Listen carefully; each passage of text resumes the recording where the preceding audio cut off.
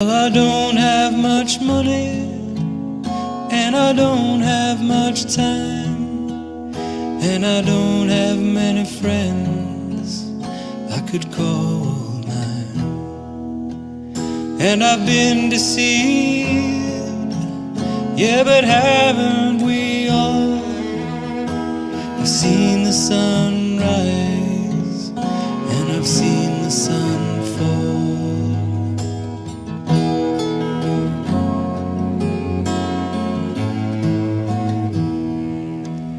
Well, I don't know why, and I don't know where, and I don't even know how, and I no longer care. But I've seen your face, and I've heard your call. Yes, I've seen the sun rise, and I've seen the sun fall.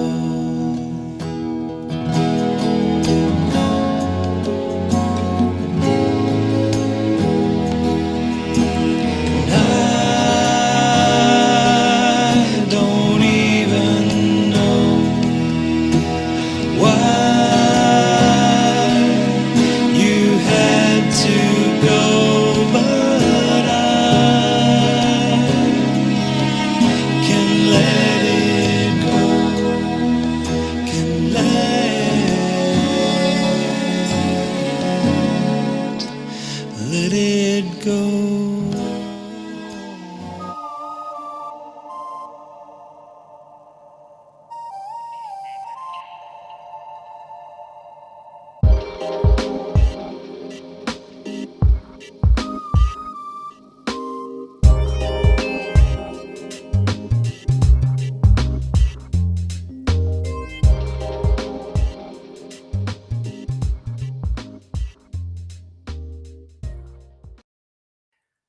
Hello and welcome to another SDAQ&A. I'm Peter Dixon, and my very special guest today is Dr. David Thiele. How are you, David? Have we got audio on? We've been having some technical issues. We apologize for the delay, everyone. And I think we're here now, though. Can you hear me okay, David? I wonder if it's a problem my end. Hang on.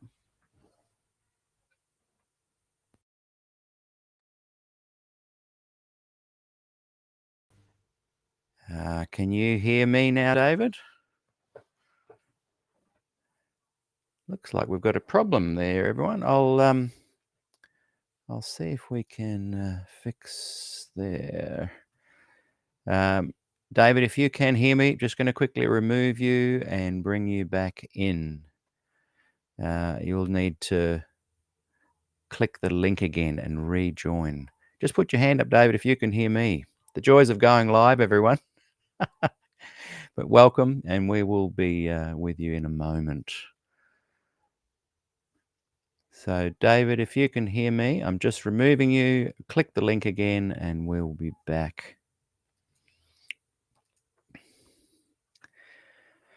So, yes, Season 5, Episode 5. And those watching, please put in the comments if you can hear my voice okay. So, yeah, we had some problems with David's audio and camera. He switched to his wife's laptop. Let's see if it's working now, because we've got a fascinating conversation ahead of us. Testing 1, 2. Can we hear you now, David? I can hear you. Awesome. You're back. Oh, that's good. Okay. Awesome. Oh, that's so good. So I was just saying, my very special guest is Dr. David Thiele. Good to have you here, David. It's good to be here at last. Thank you, everyone. We've had a few issues. David's end, and Gillian, his lovely wife, has allowed him to use her office and computer. So we are up and running, and we'll get straight into it. Got a good crowd watching already, David. So people in the States have stayed up late so they can watch today. Some might think this is a controversial topic. I've put a little bit of a teaser there in our title, "The Earth is Millions of Years Old," as a statement, and then a question, yes? And I'd like you to tell us a little bit about your thoughts on that title and your area of expertise. We were chatting a little bit about it off air, and we'll put people in the picture, and then we're going to have a great discussion about it. Well, Peter, I'm not a scientist. The limits of my science education are some senior high school biology and a course in the history and philosophy of science at college. So I'm not a scientist, and I do have a concern that Christians often want to talk about things they know nothing about and reveal their lack of knowledge in so doing. So I try and stay away from scientific issues. I am a biblicist. My area of advanced study has been the Bible, and so I'm interested in exegetical and theological issues. When it comes to this question, I'm not an iconoclast. I don't want to destroy anyone's faith or understanding, but I am interested in the pastoral consideration. What about those people for whom the scientific issue is a problem? Those people who are confronted on a daily basis in a way that I am not, with scientific evidence that suggests that the world is not 6,000 years old. In fact, it's millions of years old. And that the life on Earth is not recent but ancient. Is it possible for them to accept the Bible and to accept the message of Scripture? So I'm just a Bible student by higher training. I'm a pastor by calling. And so it's those pastoral and biblical issues that interest me. I have done presentations when people have immediately asked at the end of it, well, what about this scientific or this piece of scientific data? And my answer to that is I haven't the faintest idea. I don't know. It's not my area. And so your question as written is not one that I would deem to answer. You know, but the biblical implications and the theological implications, yes, I'm happy to talk about those things. Yeah. Well, we can bring up a couple of things already that people have commented have written in the comments. Ross Cole has written, "Millions is still recent compared to billions." That's a good point, Ross. Indeed. In fact, when I put the little teaser up, I nearly more accurately, in my humble opinion, wrote, "The Earth is billions of years old." So yes, good point. And by the way, those writing from Facebook, please, in the comments at the end of your comment, in brackets, just put your name, because it doesn't show through on the software here. It just says Facebook user. That just helps me a lot. Gillian has written, "Theologians need to address the issue in Genesis." That's true. Absolutely. And we've got a good one here, Peter Veach. Peter's must be watching from YouTube. If you're watching from Facebook, go and subscribe on YouTube. Little plug there. And a couple of autocorrects there that I'm not exactly sure, but the gist of it is clearly it's true that the world is older. Acknowledging this may lead some to lose their faith. That's a really good thing to raise. Maybe let's kick off there. What are your thoughts on that? Do you think if people begin to doubt that the Earth is 6,000 to 10,000 years old, can that lead people to losing their faith? Well, this, of course, is the concern, the camel's nose under the flap of the tent, or the slippery slope. That if you reinterpret here or you doubt there, then inevitably the whole lot will fall away to nothing. At the end of the day, we can't control how people will respond. Is it possible to argue that if you find someone who's been worshipping on Sunday all their life and tell them you should be worshipping on the Sabbath, that they may go, well, if what I thought was certain isn't certain, I'm going to give up altogether?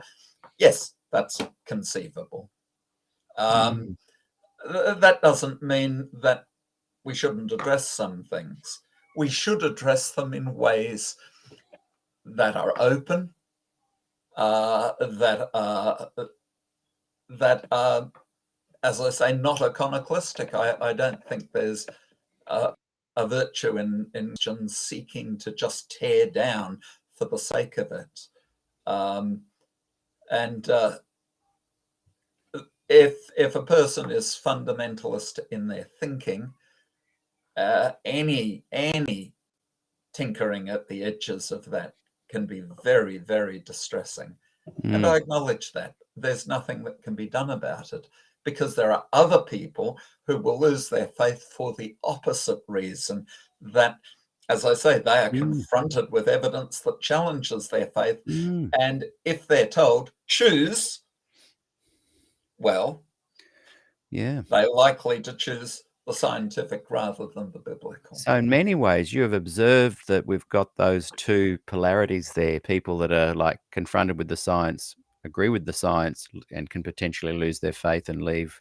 Sure. And I guess we're speaking particularly into the Adventist paradigm here, the Adventist realm.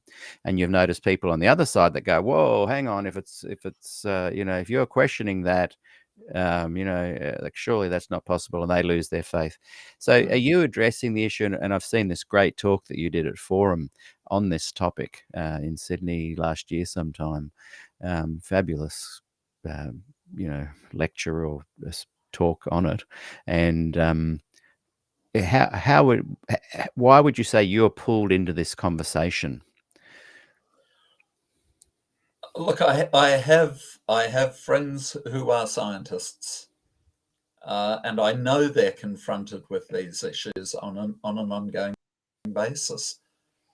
I feel for them, and I talk to some of them who tell me, well, what we do is when we go to work during the week, we're scientists, and the Earth is millions or billions of years old. The universe is billions of years old. When we come to church, well, we're young Earth creationists. And that sort of split between the secular and the sacred is not healthy spirituality. No. And as a pastor, I'm interested in healthy spirituality for people. We have to try and bridge that divide. Yeah, because it seems to me, in my observation, and I see myself as a bit of an armchair philosopher. I'm not really skilled, but I observe, and I just feel that Adventism has a lot of what you're speaking of there, where people behind the scenes put on one hat and in public put on another hat. And it seems a very unhealthy position to have to be dwelling and living within. A lot of places in the secular world or other denominations seem to be able to have places for people to still be their true selves in.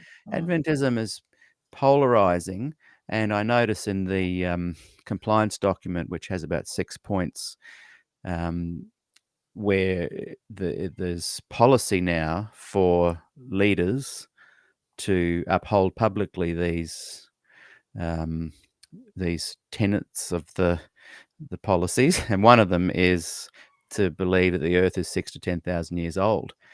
So that places people in a difficult position, and you've noticed this. So by speaking about it honestly and publicly, are you finding that that is bringing about some positive outcomes?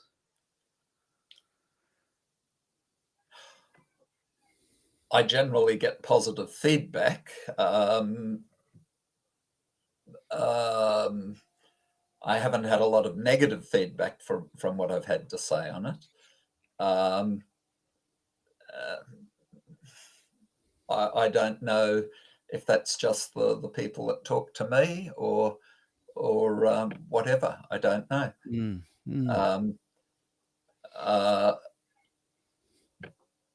If I open some doors for people to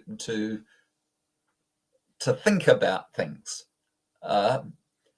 I'm certainly not the final word on any of these things. I don't profess that. No. But if I can open a door and say, here's a way of thinking about it, you may find a better way of thinking about it to hold these things together.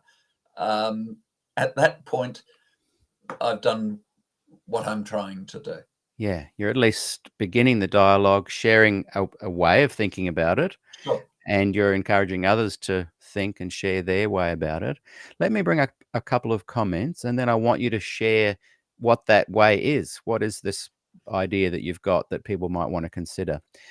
We've got, I think, George Tishi has written, honesty keeps being a problem for those who choose to be faithful to whatever their religious teachers say. That is extremely dangerous, a reduction to mere parroting. That's a good point. Peter Veach has written, for me, no special creation, no fall, no redemption. Had an interesting interview with Peter a few weeks back from Adventism to atheism. Yeah. Can I just come to Peter's comment? Yeah. Absolutely correct. If there's no creation, then Christianity is false. The difference, the distinction I would have from Peter's position is the assumption that creation means a 7-day creation 6,000 years ago, literally reading Genesis. Now, what does any of that extra material add theologically? Not very much as far as I can see. But if God is not the creator, and look, let's face it, no one else, perhaps that's too strong. The universe doesn't have to be created. The universe can be eternal. The old steady state theory of the universe's origins essentially taught the universe was eternal. That's been pretty well displaced by the Big Bang theory. And if you read people like Paul Davies and Stephen Hawking, they will say the Big Bang happened all by itself. There was no one there to cause it. It was self-causing. So the universe could be eternal, it could be self-made, or it could be created. The Christian option says that the universe is created. The debate is over how. How was the universe created? Was it necessarily in 6 days, 6,000 years ago? Is that theologically connected directly to creation, fall, redemption? And I've come to the conclusion that it isn't. And there are numerous theologians who will talk about these things. Emil Brunner, one of my favorite theological writers, is one of these, who has the second volume of his systematic theology, his dogmatics, is called The Doctrine of Creation and Redemption. So he's dedicated a 400-odd page book to this subject. He's not a short earth creationist. He says you've got to believe in creation. You've got to believe that God is the creator of the universe. Without that, Christianity won't work. I agree. Does it have to be short earth creationism? I cannot see that it does. It seemed for a while there within the Adventist church that it was okay to kind of have a bit of tension between these two now polarized views. And what you're saying, I think, is a healthy way that Adventists could look at it, by saying, well, it's not really a salvation issue, but we do need to believe there's a creation moment, whether it's 6,000 or 6 billion years doesn't really matter. In some ways, there's a few little side topics we could talk about later, is that politically now it is being brought into play that leaders have to believe, or at least publicly express that belief. So as a political maneuver, that can be quite dangerous. Theologically speaking too, it can shut people down. Russell Schultz has just written, "Who seriously argues that faith is dependent on age of the planet? Surely that is a reach too far." And that's what we're saying right there. Good point. Someone else has written, "Double standards. Hypocrisy comes to mind." So let's...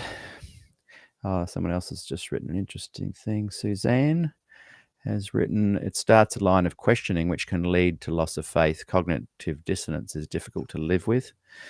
Yeah, Sure. good point. So what do you think it is that is your way of looking at it? Share your way of looking at it a little bit more deeply, and then we can branch off to some other thoughts from that as a springboard. Well, one of the things that no, let me start that again. There are a number of things involved in this. It does strike me that the more evolutionary approach to origins sees creation in stages. And it occurs to me that young Earth creationism also sees the evolution or the development of the planet in stages. Those stages are only spread out over a week instead of hundreds of thousands or millions of years. It also seems to me that when we look at the world as it is, as Christians, as conservative Christians, we don't have a lot of trouble accommodating change, development, even on the biological level. We get a different flu virus every year. There's been a mutation. Last year's vaccination doesn't work. There's a new form. This is why it's difficult to vaccinate against the cold. Every time you get a cold, it's a slightly different cold virus. So we know that there is change in the biological world. We talk about microevolution, not macroevolution, but the two processes are fundamentally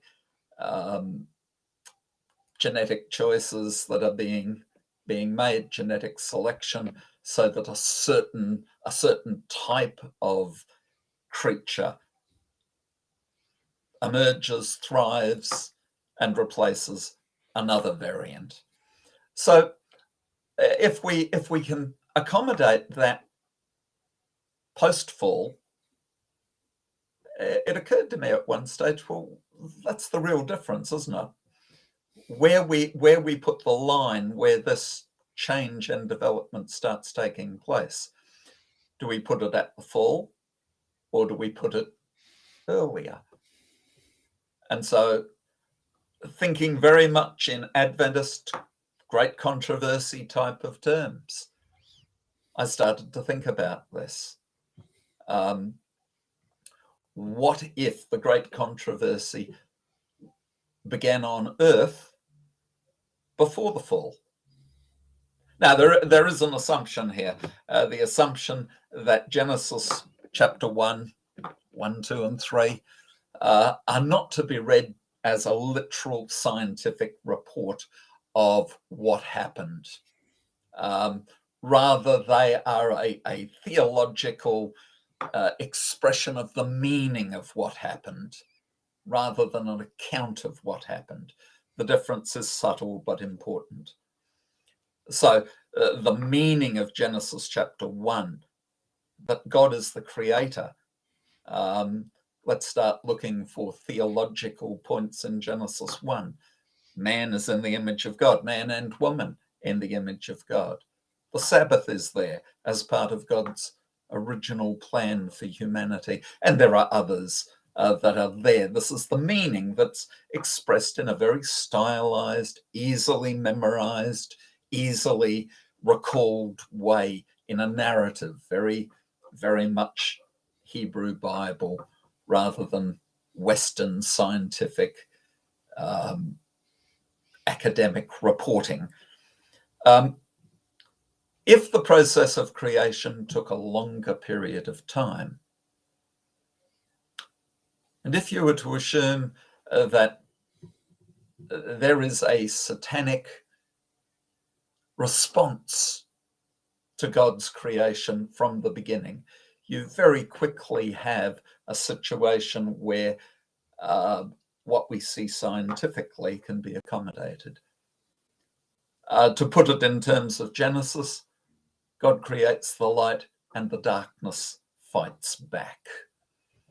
And this is, on a literary level, exactly what happens in Genesis 1. God said, let there be light. He doesn't say, let there be light and darkness, but there was light and then there was darkness. There is this interplay of the two. I don't want to make too much of that. It's a literary observation. But when you come to Revelation, when the great controversy is over, one of the things we're told, there will be no night there. Now, it's easy to, that's symbolic. But that's exactly what I'm suggesting could be the case back in Genesis. That read this symbolically rather than literally.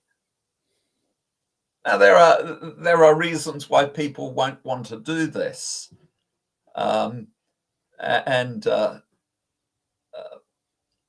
We could go into that at length, but that's the general sort of perspective I'm coming from. There are implications that we could draw out, of course. Why do you think people are so passionately wanting to hold on to the notion that the 6,000 to 10,000 years and the 7-day creation are literal and the young earth creation is fact? Why are they so upset when that is challenged? When I heard it, growing up, I remember thinking I was challenged with the notion of evolution initially, and then with the young earth and the 7-day creation, it didn't really worry me that much. But why do you think some people are so worried about it that they bring it into policy, that you must comply? Why? Well, Jesus said something very interesting when he was discussing the Pharisees of his day. He was bringing a new message, a new understanding. He said, these people will say the old is better. The old is better. Being conservative is not necessarily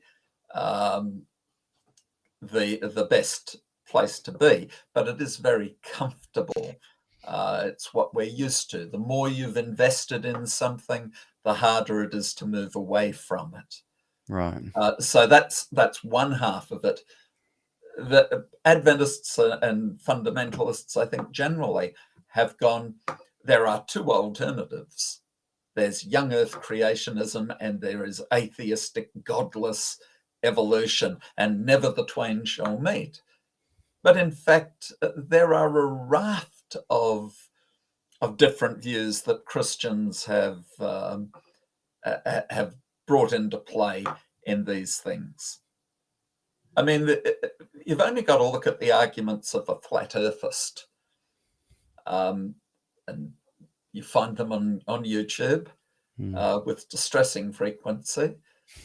Your flat earth people inevitably, in my experience, bring out biblical arguments to prove that the earth is flat. Don't mix us up with all this scientific mumbo jumbo. The Bible says that the earth's got four corners, therefore it's flat.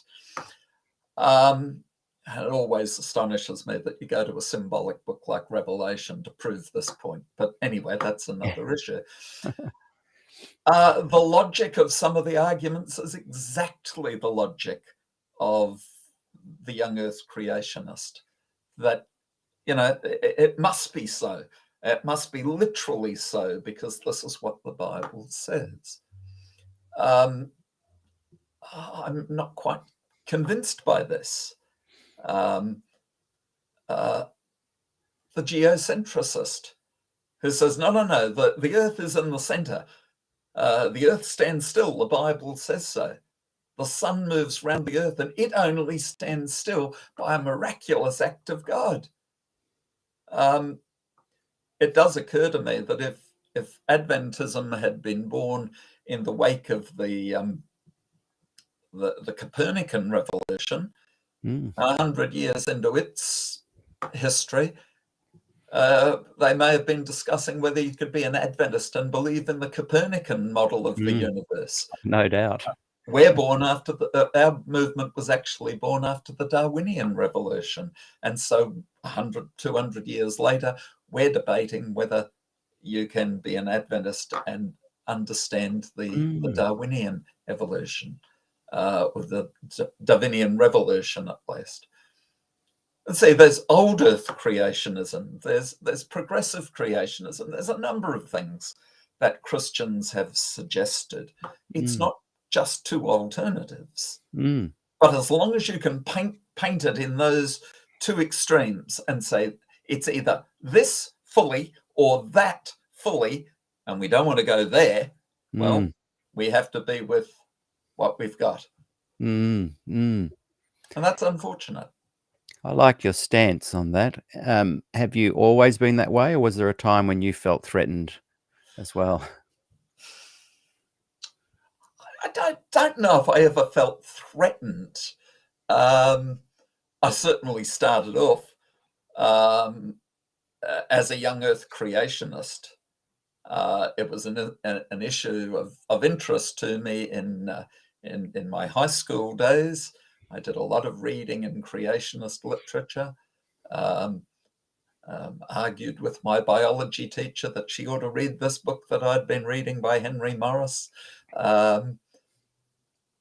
And I'm not even sure what happened. I'm not sure why I don't hold to that position as firmly today, beyond my concern for the pastoral issues involved. I do know that the way creationists and evolutionists try to dialogue about these issues is that they will point to different sets of evidence.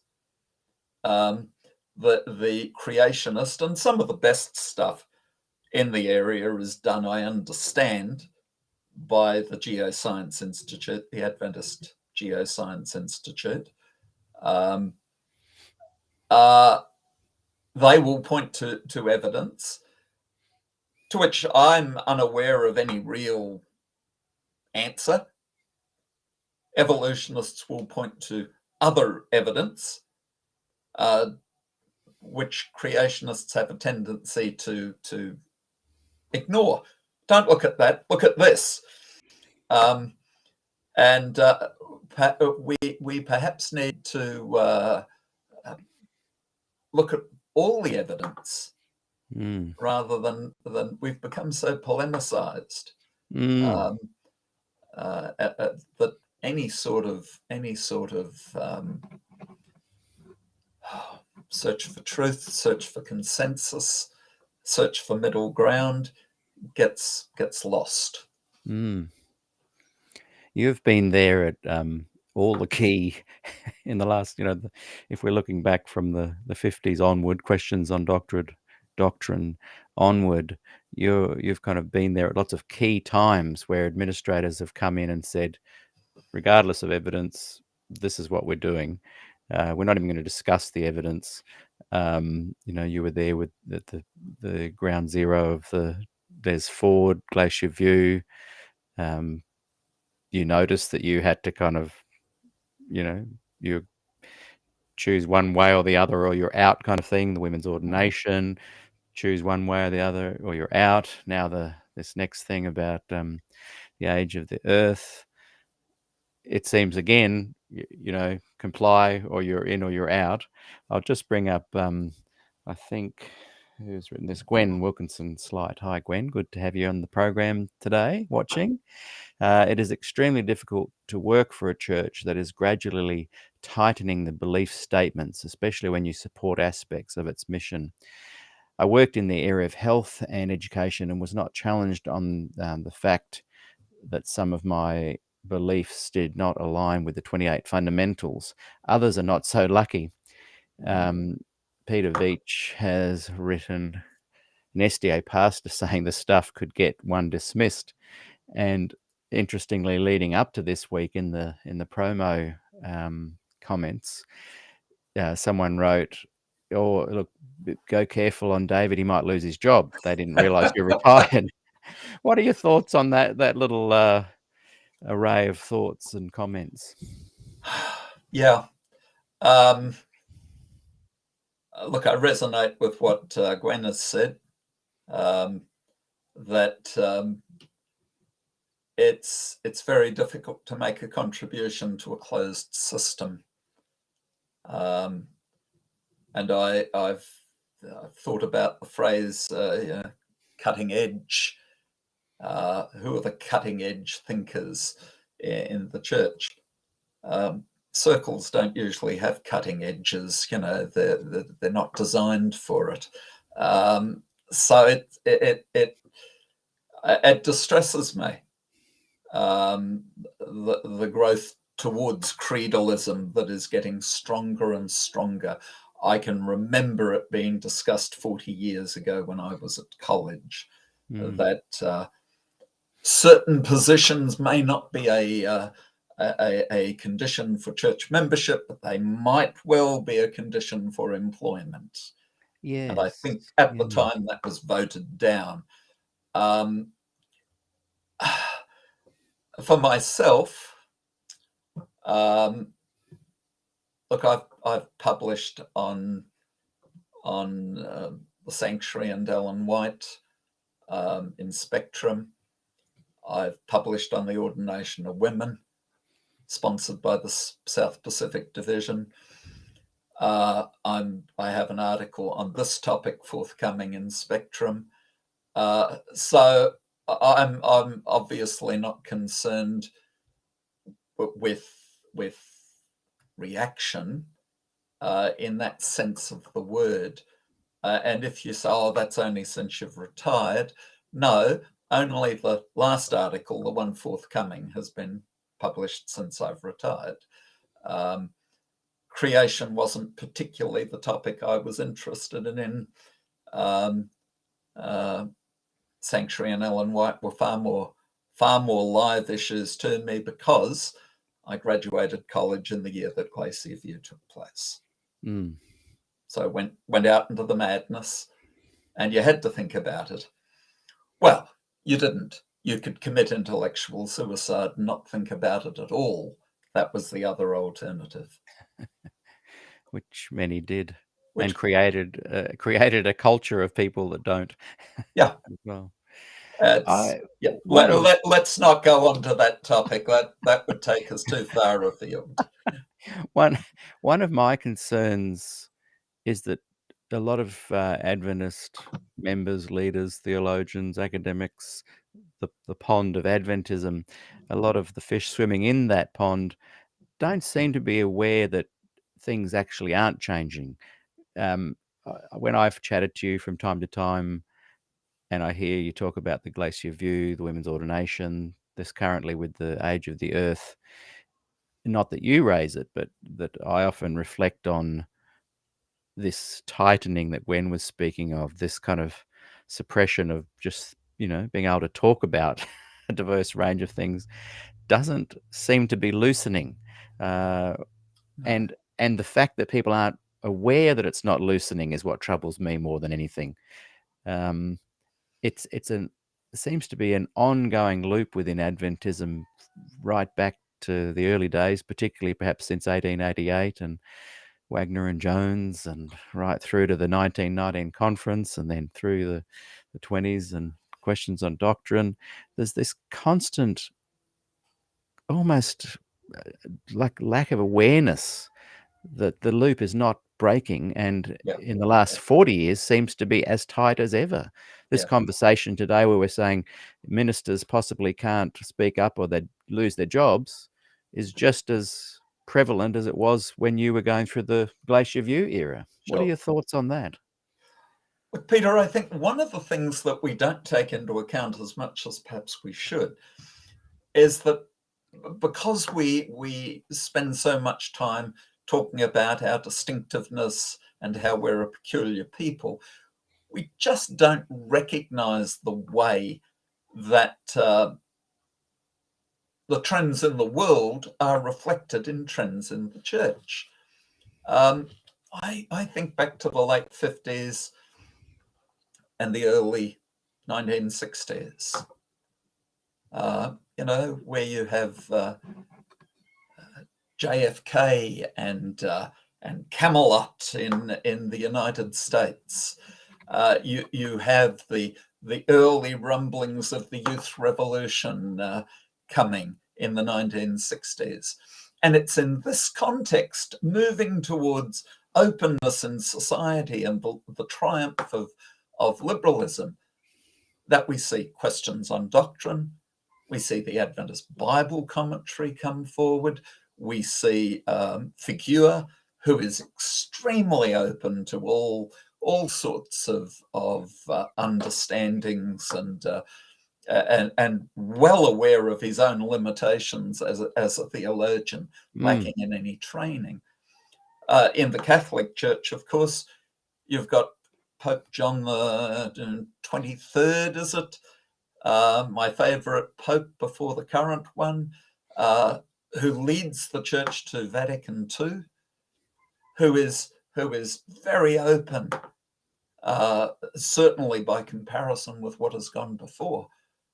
And so what's happening in Adventism is paralleled by what's happening in society. You come forward to 1980, it's Margaret Thatcher and Ronald Reagan and John Paul II, and inside the church it's Glacier View and repression and that whole right-wing conservative reactionary movement is not unique to what's happening in the church. It was happening in society at the time as well. And we're seeing and continuing to see since then a move towards authoritarianism in society, a move to the right, a move to radical conservatism. I'm not surprised that we're seeing the same trend happening in the church. Now, I live in hope that we will see a swing back. Who knows? Who knows? It's been quite a long time, and quite a lot of damage has been done, both in society and in the body of the church. I guess what I'm saying, and look, and I say this humbly, and I've got, I don't even see myself as an expert in really any area. I'm just suggesting that other areas, politically, secular world, other denominations, not all, but often have a let-off steam valve in their Sure. denomination that Adventism doesn't seem to have.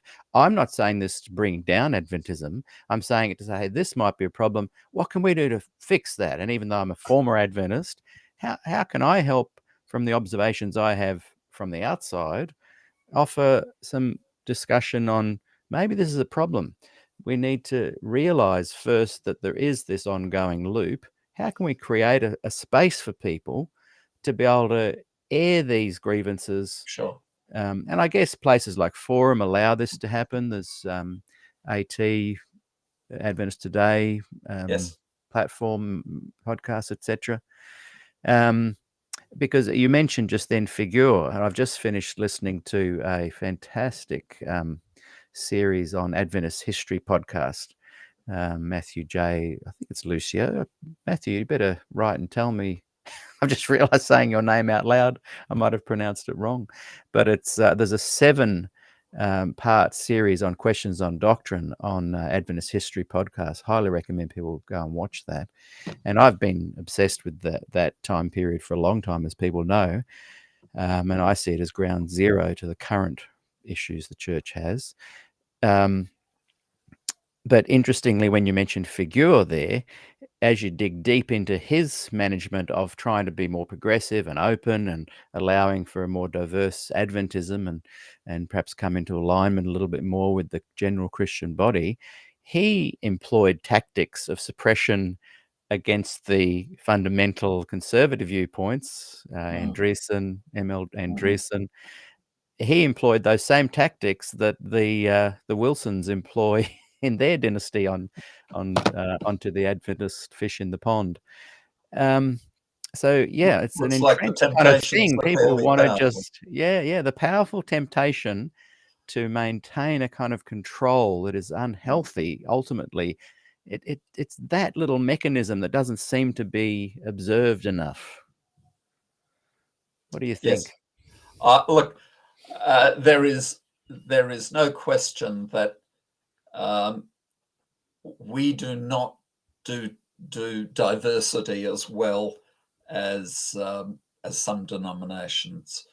When you consider that J.A.T. Robinson, John Spong, John Stott, and Michael Green were all Anglicans. Yes. Yeah. Two very much evangelicals, two very much on the other wing of the church, liberal in their theology, and yet they managed.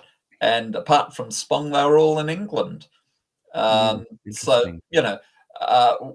it's almost inconceivable. One of the reasons I suspect is that Adventism has always had a burden for the truth as opposed to everything else. And And the if you truth, have the truth, yeah, any variation from it is a problem. and it's the truth. Sorry, the truth verified by Ellen White. Oh, indeed. And so any questioning of what she saw, it always to me comes back to the seed of the problem within Adventism is you Sure. cannot question the authority of Ellen G. White. The Even problem, though she questioned her own authority. the problem is that questions once asked do not go away. They do not go away by getting rid of the people asking the questions. That does not work as a strategy. And so we are accumulating a series of bleeding sores in the church. The issues raised in the 1919 Bible Conference at the inspiration of Ellen White, they're there. They're often under the surface, bubbling away. The issues raised by questions on doctrine, you don't have to scratch too far at the surface in a average rural church to find discussions over the nature of Christ, or particularly. And the issues of glacier view have not gone away. No. They're still bubbling away under the surface. And people don't talk about them because, that would be controversial or whatever. Yeah. But they're still there. The questions are still there. Yeah. They don't go away. And so we're not good at healing ourselves when it comes to these issues, because what we need to do is look honestly and openly at them in a way that, rather than being designed to just bring us all into unity, lockstep, No. but in a way that incorporates a degree of diversity, that allows diversity. Mm. And I worked in a department at PAU, but School of Theology. I guess I was the theological progressive in the department. We had another man there who was as theologically conservative as the day is long.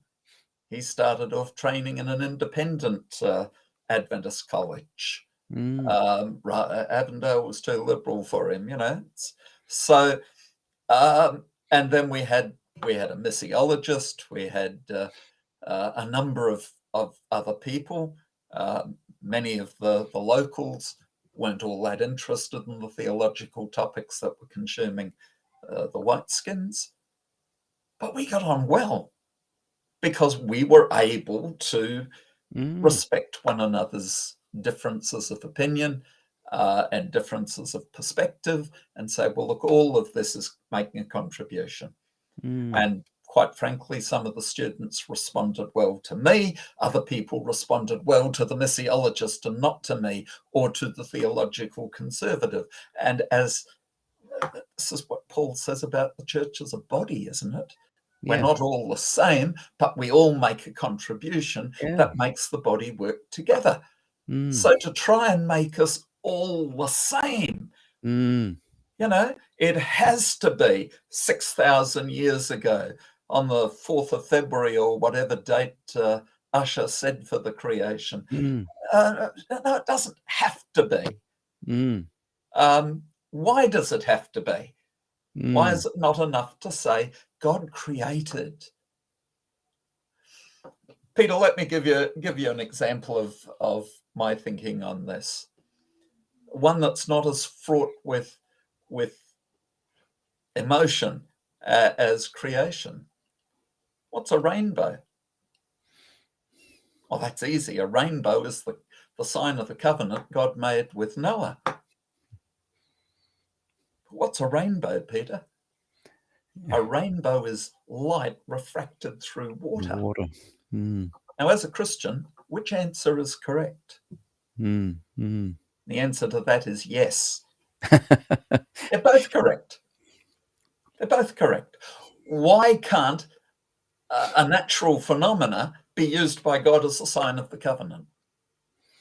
And I don't know any Christian, no matter how conservative they are, who says, oh, no, what the scientists are saying about rainbows is nonsense. Then it's not light refracted through water. It's a covenant that sign of the covenant God made with Noah. I don't know anyone who says that. Because they recognize one's a religious question and the other's a scientific question. I think why I like and perhaps lean to the scientific model is that empirical data can support that it's light refracting through water droplets in the sky, whereas on the theological side, there's a number of kind of takes that can be had that cannot be proved empirically. Oh, sure. I know plenty of scientists who would say it's not a covenant sign with Noah. Yeah. So it can't be reversed. But I don't know any Christian who has any problem with the science. Yes, that's the point you're making. And that's the point I'm making. Yeah. Now, if we just push that back into Genesis, into Genesis 1, into the creation story, but we can't do that. Where all the emotion comes into it. We do it with the rainbow. There's a lot of people have a lot of their identity held deeply within their beliefs. For some reason, perhaps you and others and myself don't attach our identity to those beliefs. I'm open to beliefs being wrong. I don't make claims. But it interests me that some people are deeply upset if their beliefs are challenged or questioned, and they won't even go there. They just won't even listen or look. No. Kathy, I'll just check who wrote this. I think Kathy Morris Lewin has written something here that pertains to what we're just talking about. Because if you don't have a literal 7-day creation, what happens to the seventh-day Sabbath? That could be something that Adventists would struggle with a billion-year-old Earth. What are your thoughts on Kathy's comment? And this is a very obvious question for an Adventist to ask.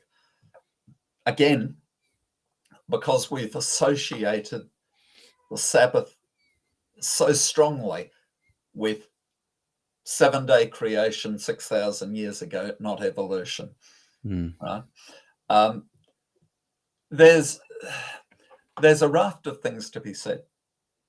Again, if Genesis 1 is not there to teach us a literal scientific means of the origin of the universe, what is it there to teach us fundamentally?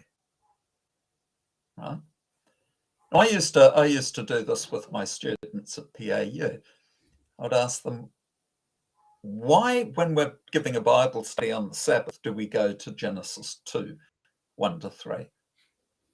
And they'd go round and round and round, and they would eventually come to the answer, because that shows that the Sabbath goes back to God's intention for humanity from the beginning. That's why. In that case, does it matter whether that beginning is 6,000 years ago or 300,000 years ago when humans emerged on Earth? It's the creatorship of God that is being affirmed in the Sabbath, more than, perhaps rather than, the literal 7-day nature of that creation. I might add that when we keep the Sabbath, as much as we talk about the Sabbath as a memorial of creation, how much do we think about that from Sabbath to Sabbath? How much on Sabbath do we go, well, this reminds me that the world was created in 7 days? I have to say, in my experience, not very often, not unless the Sabbath school pamphlets on Genesis 1 or whatever. It's the creator, that God is the creator, that this world is not ours to do with as we like. It is entrusted to us by God. That's what the Sabbath reminds us of. And even in the Old Testament, the Sabbath, the meaning of the Sabbath is broadened out from creation into covenant, into social things. It interests me that those aspects of the Sabbath, those texts that talk about the Sabbath as God's seal, they don't talk about creation. They're favorite texts for Adventists on the Sabbath, right? But they don't talk about creation. They talk about covenant. And when you read the Sabbath commandment, yes, Genesis talks about creation. Deuteronomy talks about redemption from Egypt. But what do they have in common? That this is for the entire people. And Deuteronomy is more explicit than Genesis. The slave shall rest like the master. The alien that's there will rest like everyone else. This is inclusive. And so the message of the Sabbath today is tremendously important, not least of all because of the social disruption that comes about and the economic disruption in the world that the Sabbath speaks against. And we get tied up on what happened 6,000 years ago. It seems to me, and I've often said this, and I get mixed reviews on saying it, but that there's a kind of Adventism that's never really seen the light of day, that I think's a valuable form of Adventism. There's a movement that Figure was trying to kind of let free, and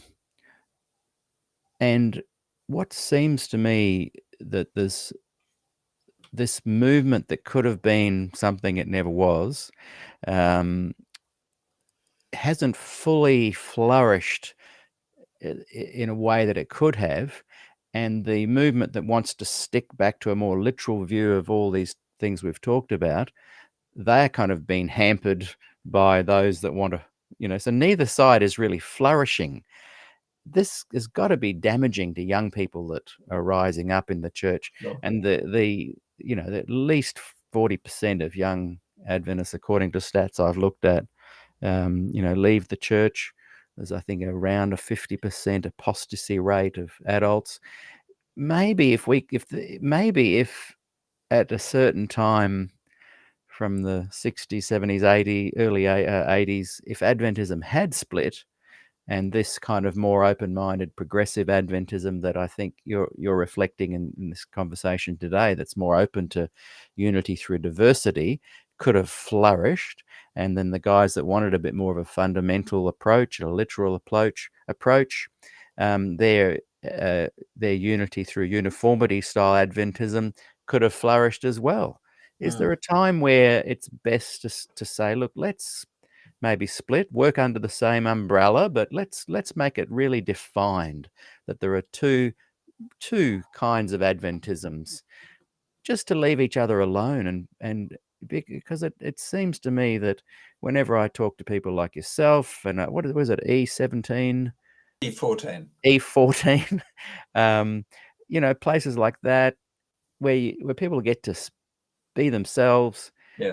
It's sad that they're just in little hidden pockets. Imagine a full movement embracing what we're talking about today.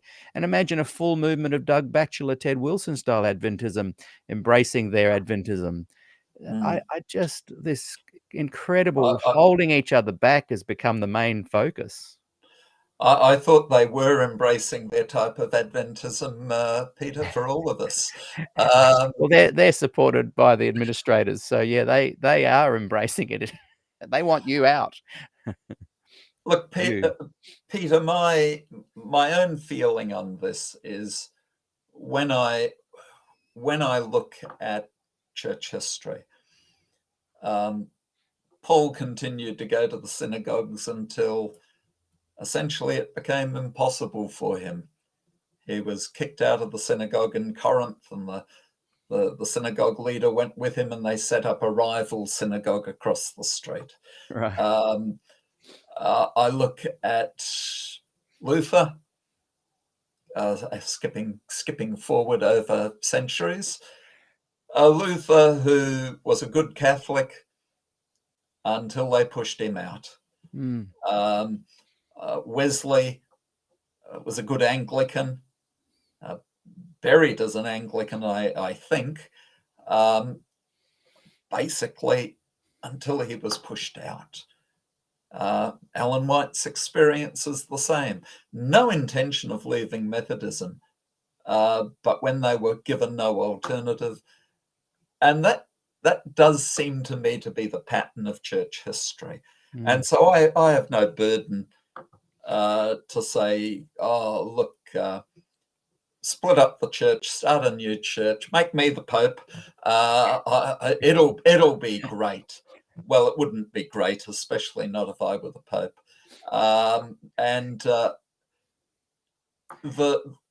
A lot of the sort of problems we look at in the church are organizational, and a new movement starts off fresh and vibrant.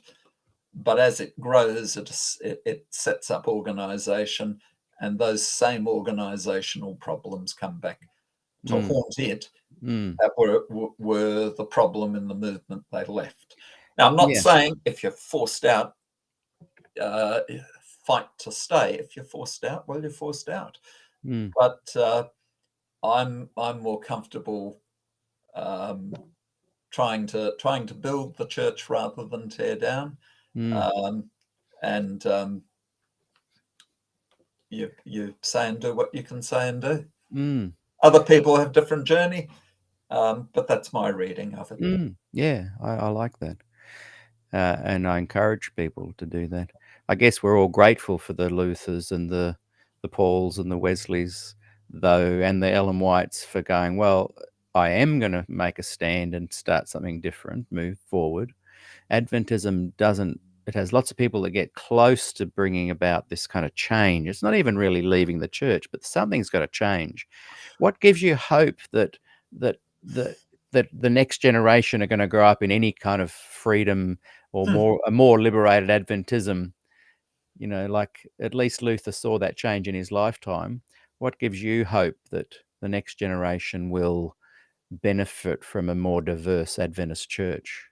Oh, it's not just hope, it is faith, hope, and charity. Yeah. Because I am a Christian, because I am a believer in Scripture, all things work together for good. God works all things together for good for those who love him. That somehow even the catastrophes and the messes we make, God brings good out of it. Now, whether that means that it will be within Adventism or whether God will eventually say, oh, look, we tried, let's move on to something else. I don't know. If I knew, I'd be God. But is it potentially something that you're positive about because you are an Adventist, you were born in Adventism? If you were a 35-year-old looking at Adventism and going, wow, look at these two main groups in here constantly holding each other back, sending mixed signals to the world with some crazy doctrines, and incredible suppression of women and any free thinker in there, I doubt a 35-year-old would choose to become an Adventist. And those that are staying in Adventism are wanting to continue to bring about change that doesn't appear to be ever happening. That's the kind of like I can see why you stay and the great things you contribute, but I wonder at a bigger view of hope for the next generation. How could we sell them an idea of staying? What's in it for them to stay? And obviously not much, because most of them leave, or half of them leave. Well, my daughter, who is an Adventist, a church attender, said to me once, Dad, why should I be an Adventist? Don't talk to me about theology. I'm not all that interested in theology. Why should I be an Adventist? And so I gave her some answers, and she wasn't very happy with any of my answers. You know, she said my friend's network is basically at work, not at church. So the social argument didn't work real well. And in the end, she said, well, the best I've ever heard was a podcast where the guy, using language that I will not sully your podcast with, Peter, essentially said, go to church? What, an hour a week where I'm told not to be a jerk? Yes. And that was really the best that my daughter could find on this. That's Christianity generally. There are numerous good things about Adventism. We don't sell them very well. We don't speak to the next generation very well. We're not in tune with their concerns. And these are the areas that I would like to see development and change on. If you were a Mormon, and Mormonism has many good things to offer to the world, and I know lots of Mormons that really love it, and there's some really great parts of Mormonism that they resonate with, but I wouldn't necessarily recommend Mormonism to someone, whereas I probably would recommend Anglicanism to someone. So if we're outside of the Adventist Church and we're just looking at it as something we'd recommend to others, would you recommend Adventism over Mormonism, over Anglicanism? does it, in your mind, if you're outside of it, would you see it as a, it's got lots of good things. I'd highly recommend that, even though you might stumble in there and stumble across the great controversy and lose your job if you speak up. And are there enough things to outweigh the negatives so that you, as an outsider, would recommend someone become an Adventist? Well, Peter, this is a very difficult question because, of course, I'm not an outsider, and it's not necessarily that easy for me to think, if I were a different person, how would I weigh these things up? Yeah.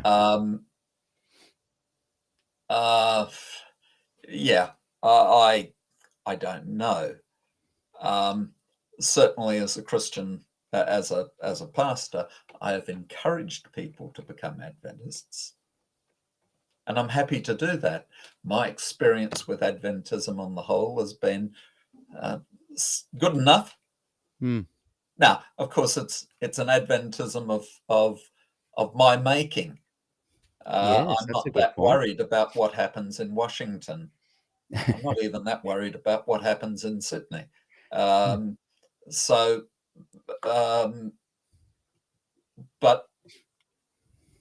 I'm still happy to encourage people to be Adventists. And can I just add, I'm always inspired when I talk to you, either at a cafe or here on our interviews. You've been on the show several times. Happy to inspire you, Peter. I feel inspired, and there's an Adventism that you have grasped and live that I think is really great. In many ways, I'm trying to tease out that Adventism so that others can find it, so that others can actually find it and do something with it. But let's just say someone comes to you and they say, look, David, there's no way I'll become an Adventist. It's too crazy for me, but I'm considering Mormonism or Anglicanism. Would you advise them one way or the other? Well, Mormonism is not a biblical faith, and as a biblicist, that would be of significant considerations to me. There is a whole set of beliefs in Mormonism that I have to say I find strange and certainly not biblical. Like the investigative judgment? Oh, hang on, no, that's Adventism. No, look, the investigative judgment sounds like sober biblical exegesis compared with some of these things. Like the idea that you can become the god of your own planet if you populate, if you provide bodies for enough souls here and now. I'm not an expert in Mormonism. I'm sure someone will say that's not really what they believe, but this is my understanding. Oh, that's true. That's one of the things. Distance. Yeah. So there's you'd advise that person to go to Anglicanism over Mormonism. Well, if they were going to choose one or the other. If they were going to choose one, if that was the choice, probably. It depends what type of Anglican church you're talking about. Yeah, that's true. There are some Anglican churches I wouldn't particularly want to worship in on a regular basis. But that's the same with most denominations. There are certain Baptist churches that I could be fairly comfortable as a member of. Others that I just wouldn't want to go anywhere near. The same would be true with Anglicans or various other denominations. So the issues we're facing within Adventism are not unique to Adventism by any means. The specific expression of them might be, but the underlying issues of fundamentalism versus progressive faith, that's universal within the Christian community.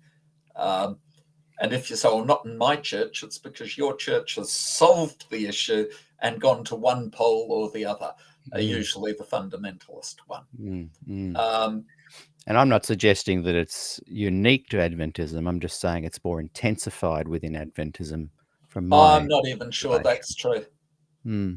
When I look at some of the issues that the Southern Baptists went through in the 1980s and 90s, it was very similar to what I'd seen in Adventism, where ministers of long standing were pushed out, where missionaries returning from the mission field were deemed unacceptable and were pushed out, where the fundamentalists simply took over and battened down the hatches. So I'm not sure that it's even more intensified in It's more of a Adventism. human condition. Yeah. When I chat to sociologists and get a sociological perspective, people like Robert Wolfgram and Rick Ferre, I always feel actually relieved because I think, well, okay, this is a human condition. Let's try and deal with it on that level, and in many ways, therefore, try and find people we can gravitate to that are accepting. Within the Adventist Church, what places, someone watching right now, and boy, there's a lot of people watching. It's great on about 4 different platforms we've got. So it's exciting to see people interested in this topic. So someone's watching, they go, boy, I really like what David's talking about there. I want to get some of that. Whereabouts in the world that you know of with Adventism can people come and find that kind of welcoming environment that you can perhaps encourage them to go and check it out? I know we mentioned E14 earlier. That's available, isn't it? People can join that group online even now. I think they can watch online. If they've got a link, yes. Yeah. So, what kind of positive places can people go to within Adventism if they're enjoying this kind of Adventism you're speaking of? The places where it tends to be most evident, in my experience, are attached to educational institutions. That at least there will be a cell of people. I mean, E14, a Sabbath school class at Avondale University that I attend when I get the opportunity. Is that representative of Avondale? Well, it has to be said there's an awful lot of students and teachers and staff at Avondale that don't come to E14. And I'm sure there are some who've come and gone, no, this isn't for me, and left again. And there are other groups at the university that are more conservative. But you get a similar thing with the Fritz Guy and Friends class at La Sierra. There's even some of our high schools where you get a group of the teachers and people that have got some university education who've been starting to think. Then you'll start to get discussion and openness, and because there's been a training that says, hey, questions are not bad. Questions are the way we move forward. Questions are the way we find answers. But if you're in a little country church, and I only pastored country churches. I was never a city pastor, and I'm a country boy myself, from rural North Queensland originally. So country churches, God bless them. I've got nothing against them, but you will often find not a lot of deep intellectual progressive thought going on. There are exceptions, I don't doubt, but it tends to be those places where there are centers of learning or places where there are, institutions. And I suppose if you look at the locations of the forums, Sydney Adventist Forum, San Diego might be an exception. We don't have a college or an institution in San Diego. New York. These are big places. They're with lots of people, and a small minority of them can gather and enjoy these sort of things. So if you look hard enough, you can stumble across and find these kind of places. You find them online if you don't find them anywhere else. Mm. Mm. I mean, there's this fellow Peter Dixon. He's got a program that helps foster some of these things. Yes, and we had our first meeting last Sabbath, Voice Life Fellowship. It was a great success. Oh, very good. Yeah, Eddie Hippolyte was our guest speaker, and we've invited you to be one at. You're so busy though. When are you next free? Was it June? Did you say July? July. Well, we look forward to having you there. That's going to be on every month. Actually, it's really good, and it's just simply finding common ground on the four Gospels. And then I love that people can have these discussions. We had some fantastic discussions where people were talking about their beliefs on a really variety of views and thoughts. But we were gathering around food, music, and the common ground of the four Gospels. And, Right. and it's working, and people are going, oh, I get what you're doing now. Right. So it was very positive. Thanks for raising that so I can give it a little plug. My pleasure. Someone has written, and you mentioned earlier, raft of views, and they've had a funny little raft of views. Yes, Noah's raft. No.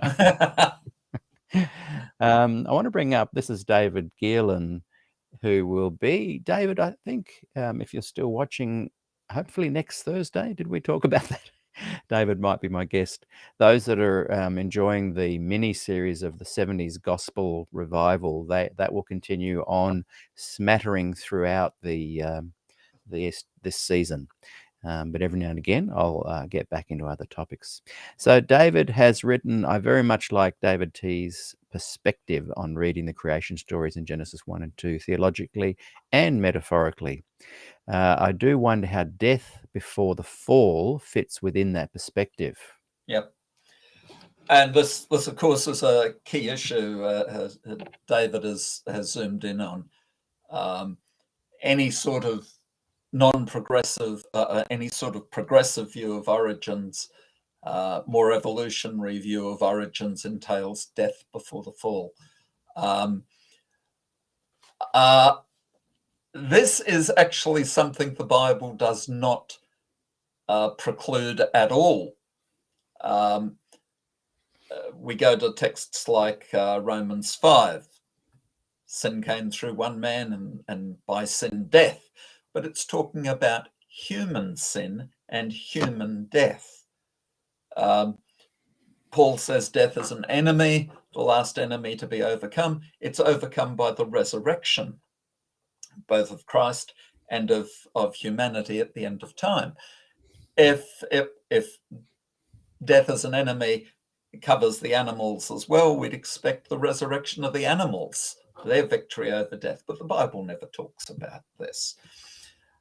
In fact, even very conservative biblical scholars, and it's Wayne Grudem, a conservative evangelical. I think he's coming out of Trinity Theological College in Deersfield, Illinois, who says, look, the Bible's not explicit about death before the fall, but it's very probable that this was the case.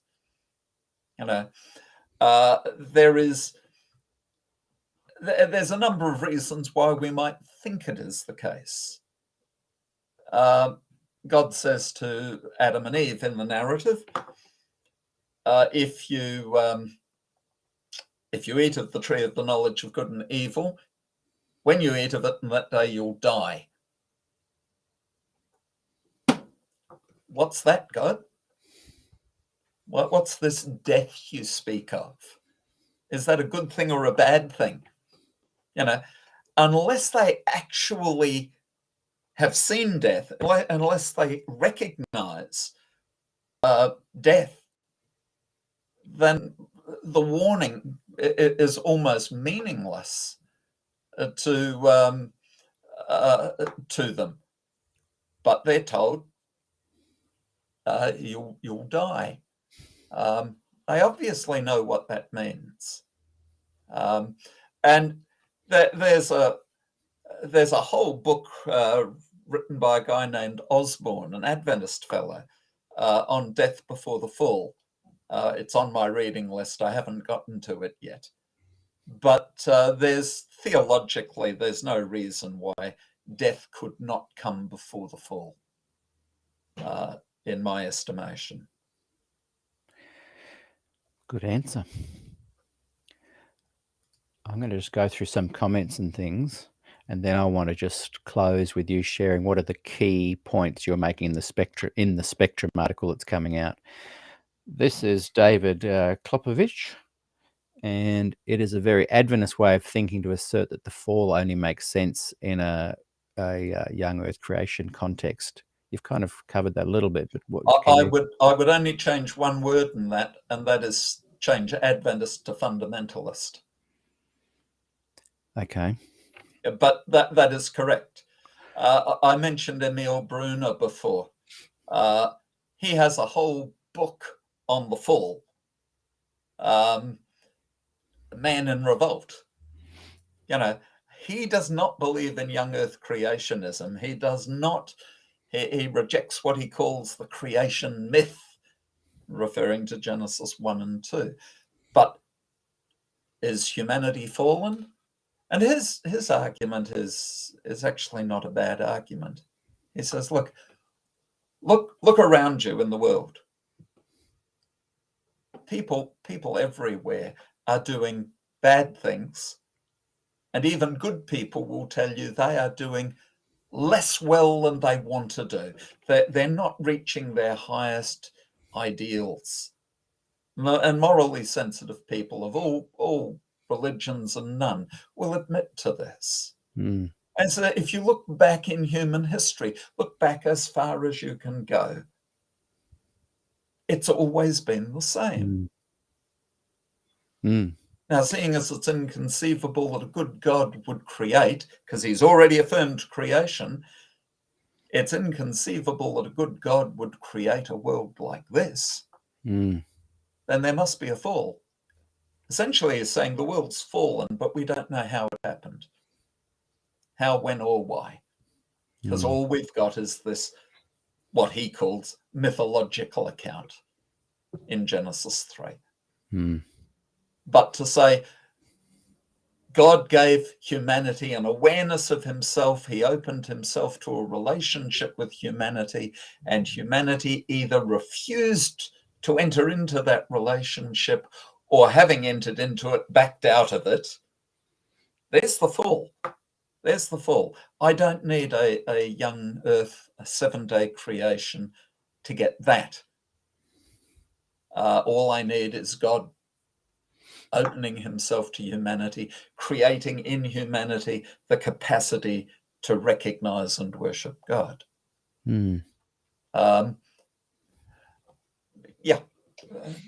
More could be said.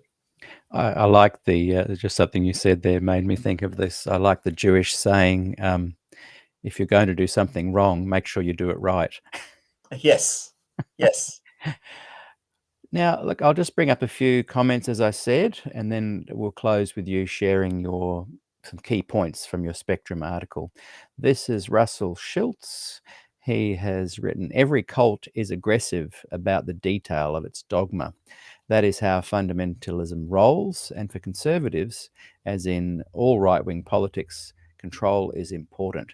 So we should not be surprised by the demands about accepting detail. No, not how irrational or unproven, but we should also ask about the long-term success of demands for compliance. There is always a reaction, and such a narrow worldview cannot be sustained by any organized religion. That's a good point. I'll get your thoughts on that, but what I'd like about that is that takeaway. What are the long-term ramifications here of compliance? The sociologists would say that it's the death knell often for communities, but it's almost predictable that it's going to be seen in communities as well. What are your thoughts there? Yeah.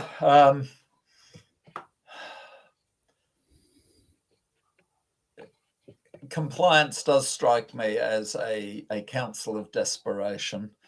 I was interested just last week reading a book published 4 or 5 years ago dealing with the subject of stewardship, an Adventist book.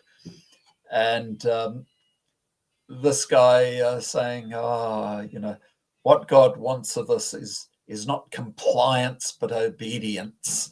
Compliance is just surface conformity, but obedience comes from the heart.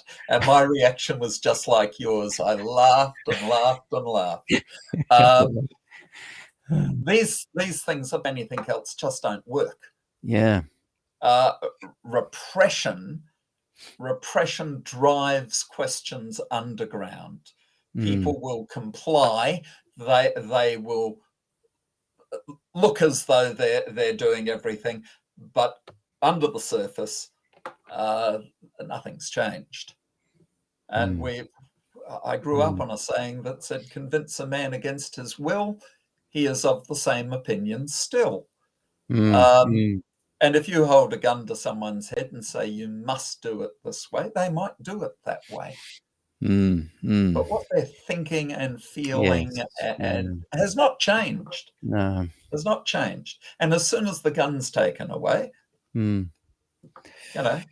Yeah, look at Germany in the Eastern Bloc. Yeah, that's a very good example. Russell has added, and this is, he's put wisdom from my 8-year-old granddaughter. And Russell, my actual daughter, turned 9 yesterday, and I love the wisdom that I hear from her on a daily basis. But your granddaughter has said maybe there were lots of Adams and Eves. I like that. And I guess in some ways, I mean, I don't think I would have left Adventism if I hadn't been an older dad and was confronted with the no vote and the compliance document and just thinking, I can't bring my girls up in this. And that still often not too late to come back, Peter. Yeah, but do I want them to be in?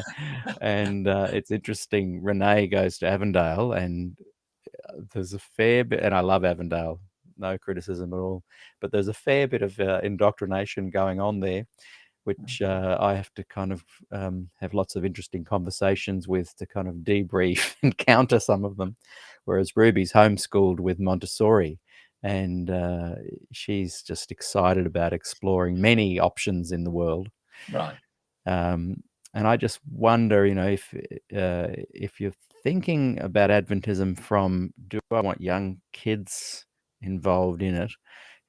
Do they have the skills to find the E14s and the other nice places of safety? I'm not sure they do. No. This is from Connie. I did a great interview with Connie. You can find it on our list here. Why do you think it is so difficult for people to see the Genesis 1-2 can't possibly be historical, no witnesses, and is obviously a human spiritual myth? That's a good question. We've been touching on that, but I'd love to hear a few more thoughts from you there, Dave. I guess it's the simplest reading. In the beginning, God said, and the next day he said something else. The next day he said something else. It's a straightforward, unreflected, naive reading. When we start using other categories, or when we start asking, well, what genre is it? Is it history? Is it myth? What is it? We are actually beginning to reflect. So that naive, unreflected reading becomes inground, and especially when it's in a context where it's constantly being reinforced. One of the things that does strike me is that those parts of the church that are concerned with these issues from a conservative point of view, they are worried that they're going to lose the battle. And this is why in the Sabbath School pamphlet, it doesn't really matter what the topic is. Somewhere along the line, there will be a dig about origins. And it's true in virtually every week, every week's lesson. There's something, and I think, yeah, maybe you're protesting too much. And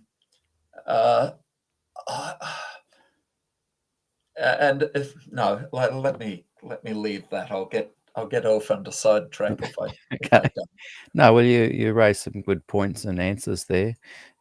Suzanne Billette, hopefully I'm pronouncing that correctly, has written, "We are trained to read the Bible literally. Therein lies the problem. Many problems." Yeah, and this is correct. We've had a hermeneutic going all the way back to William Miller and possibly even earlier that said, whatever can be taken literally must be taken literally. What's that? Sorry to interrupt. What was that book that's just come out? Miller's Daughter or something? Don Casebolt.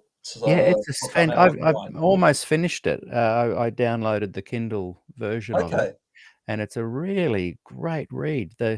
What shaped Ellen? Yes.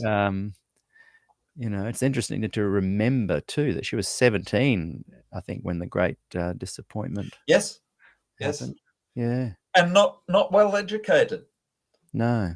And so her own.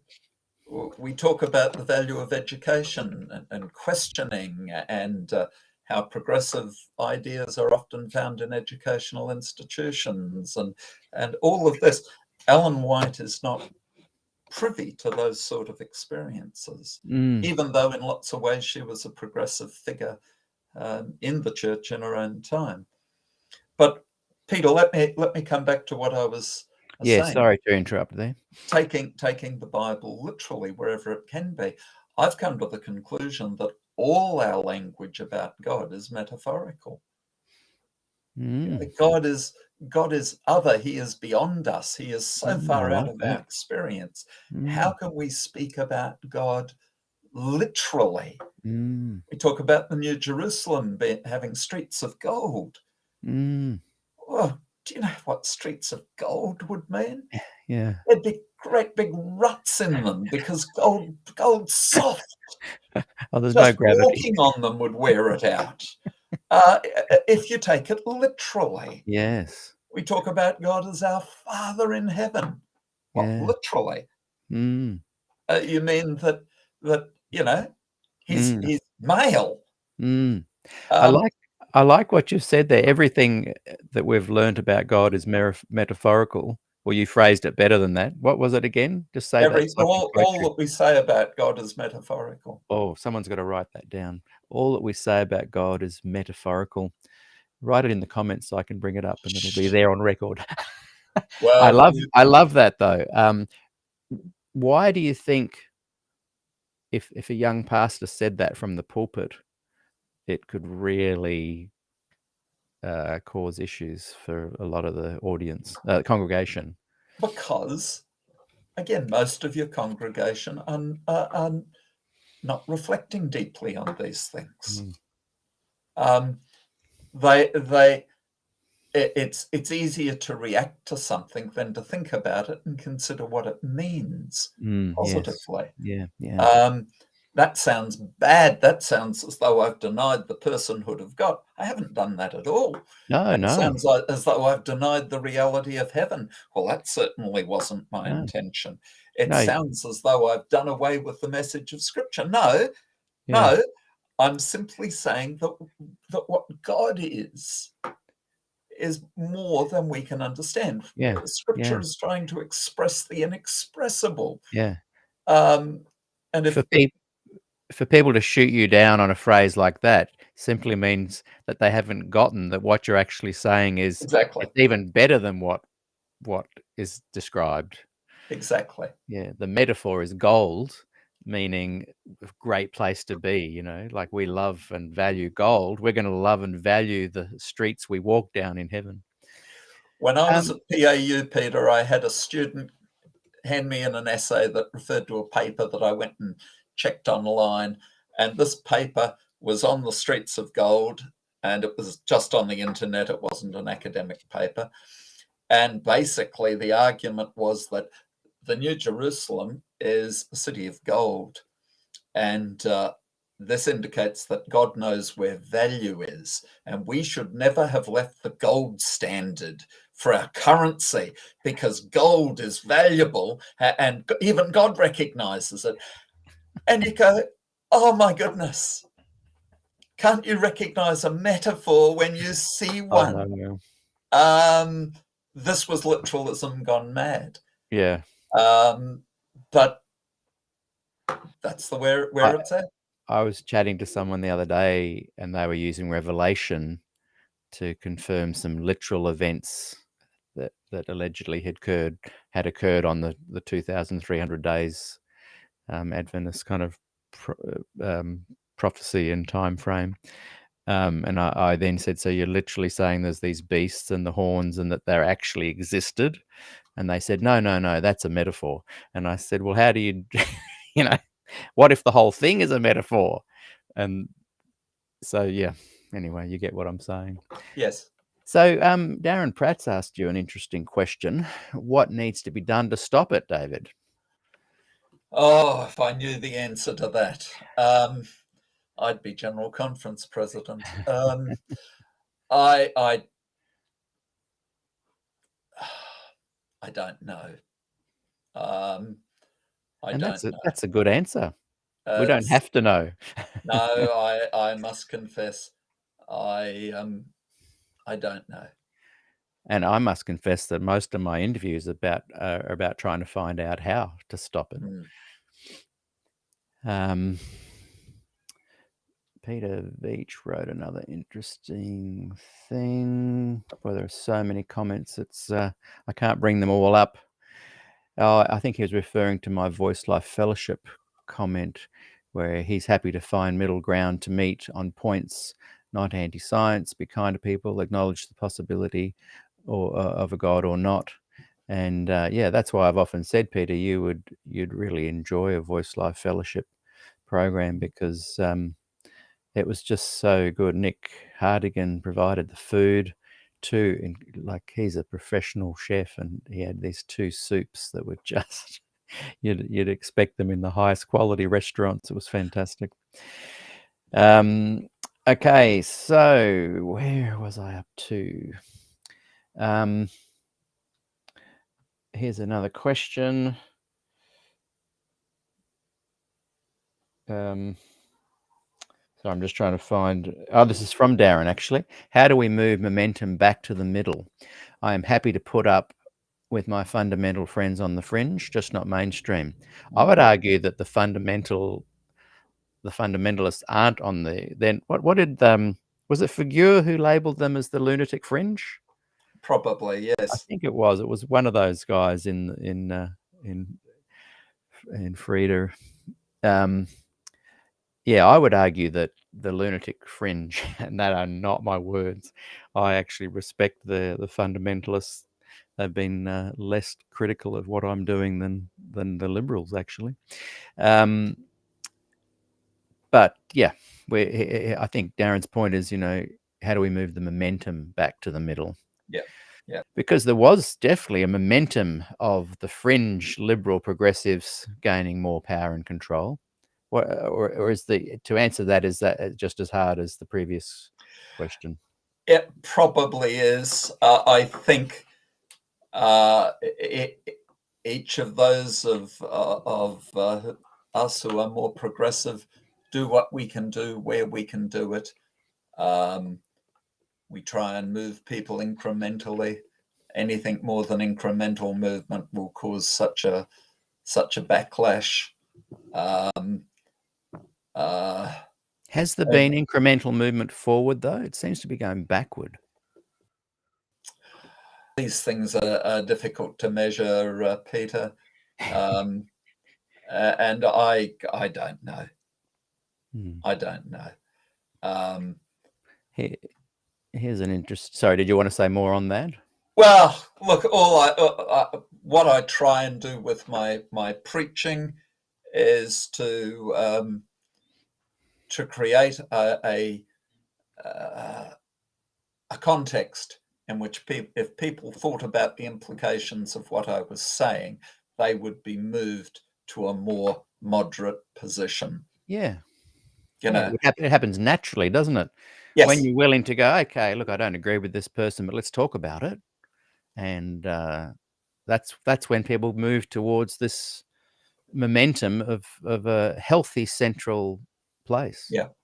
And the other thing I think that we need to do, and especially those of us who have an opportunity, is to concentrate on the important things, the central things. And there is such a tendency to become engaged in the minutiae. Yeah. And there are the great themes of Scripture in our preaching and our teaching. Let's focus on them. And that has its own dynamic of moving people towards the center. And these are the gems I speak of, and more as I do these interviews, I'm trying to bring them out, and hopefully they create a cluster that people can go, oh, that's good. That's a good Adventist thing. Yeah. This is another Peter V1.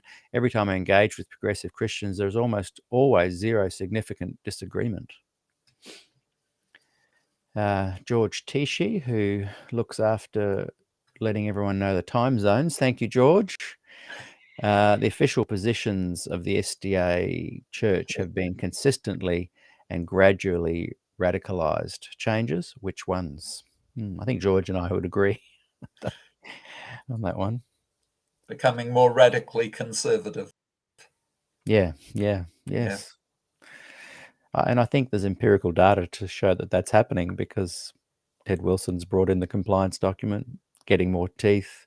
6 unions already warned. Next council, there'll be reprimands. So there is data to suggest it's not getting better. Now, this comes through, I think, from Suzanne again.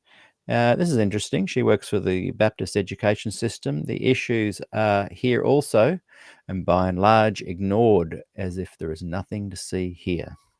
So that's true. So I'm just going to quickly go through some of these, because we'll need to wrap it up soon. But boy, if you're watching, and you're watching from YouTube or one of the other platforms, I think Discord, there's another 2 or 3 actually. We're building up to eventually be on over 40 different platforms. Wow. This software I'm using, it's called Restream, and I can go live to 40 at once. So we're gradually getting there. So yeah, if you are watching on one of the other platforms and you'd like to be involved with the conversation, every one of our programs on the Facebook group, and the links are below in the description. If you join that group, you can get involved with the conversation, and conversations are ongoing. It's great to see.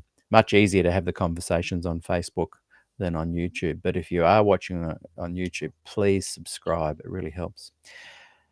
I'll just bring up a few here. I'm not even sure what they said or who was saying them. This is Danny Klopovich again. It is a very fundamentalist, literist way of looking to assert that the fall or the Sabbath, etc., only makes sense with a YEC, creationist context. Such thinking suggests a lack of awareness of how the early church treated texts like the creation narratives as allegorical, e.g. Philo of Alexandria in Judaism, or people like Origen or Augustine in Christianity. What are your thoughts on that?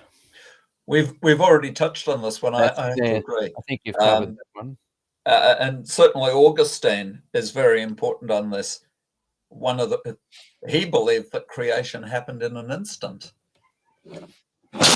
But because that was difficult for people to grasp, God allowed the story that it took 7 days. And he says, look, why is this important? Well, it damages our credibility in our evangelism if people who know a few things about the world discover us talking nonsense about these things. Now, what he believed about the origins of the world clearly wasn't scientific by our standards, but he was prepared to say, well, I don't want to put up an unnecessary wall to people's belief on these things by going off saying things that they will immediately respond to as being nonsense. And that to me is a fairly good model for us to take.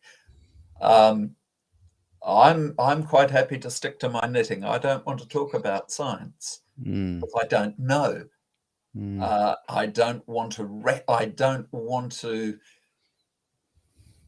be in the problem of getting two pieces of literature and saying which one of these is scientifically valid and which isn't. That's out of my comfort zone. Let me go back and talk about it theologically. Let's talk about it biblically rather than scientifically, and let the scientists talk about science. And to me, that's a fairly basic strategy to take. Darren Pratt has asked me, wasn't the 1919 Bible Conference ground zero, Peter? I think it was ground zero as far as people being aware that there was going to be a problem coming if we didn't deal with it. And they certainly identified the issues and the problems very clearly. And there was definite disagreement about those two sides. But QOD, Questions on Doctrine, 1957, was ground zero, where shots were fired, lines were drawn in the sand, and one side was clearly defining publicly to the world what they believed Adventism was. And Adventists like M.L. Andreessen clearly didn't like that and said, hey, you guys are misrepresenting Adventism.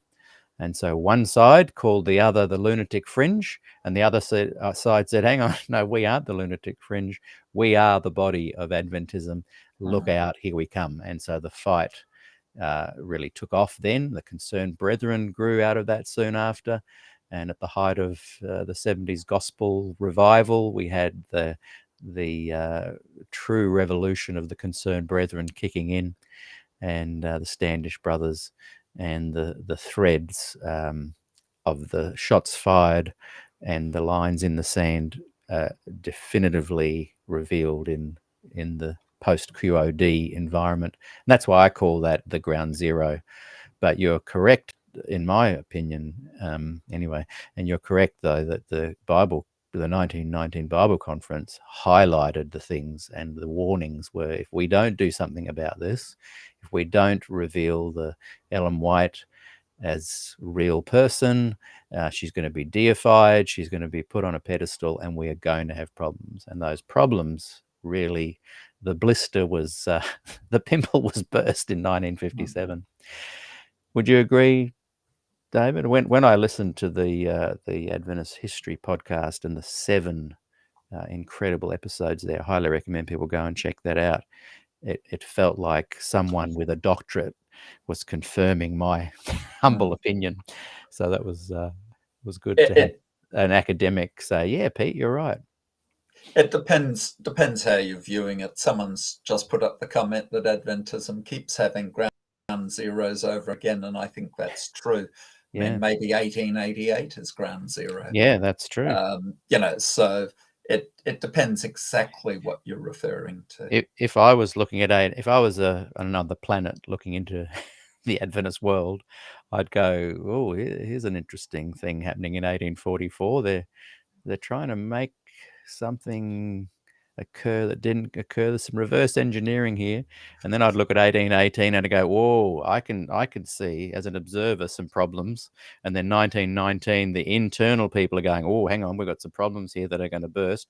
And then QOD is like explosion to the world. It's the first time the world suddenly was going to judge Adventism as a cult or part of them. And so Adventists were like, well, we don't want to be seen as a cult. But you're correct. There's many ground zeros in Adventism. But I think a very unique one that is the, something that we can learn so much from if you dig into that era. Someone else has written, people leave churches that won't allow questions or engage in discussion. Who has written this? This is Glenn Sackett. This attention to anthropology is important alongside theology. Within human nature, some people are more addicted to certainty than others. Adventism's recruiting methods, other than medical missionary work, are almost completely dedicated to attracting more people who need certainty to be comfortable. That's a good point. Until we attract people who are comfortable with ambiguity, we will see this drift toward certainty and conformity continue. That's a good point. What do you think? I think that's quite correct. We bring people in, absolutely convince them that this is the truth, that any deviation from that truth is error, and then wonder, why are people not open to revising their beliefs?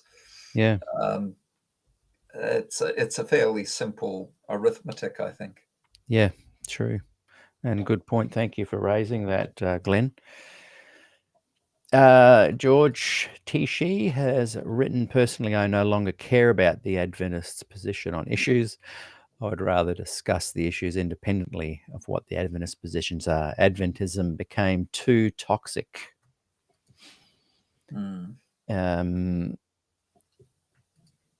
This is another comment. This may be the one you observed that Russell said.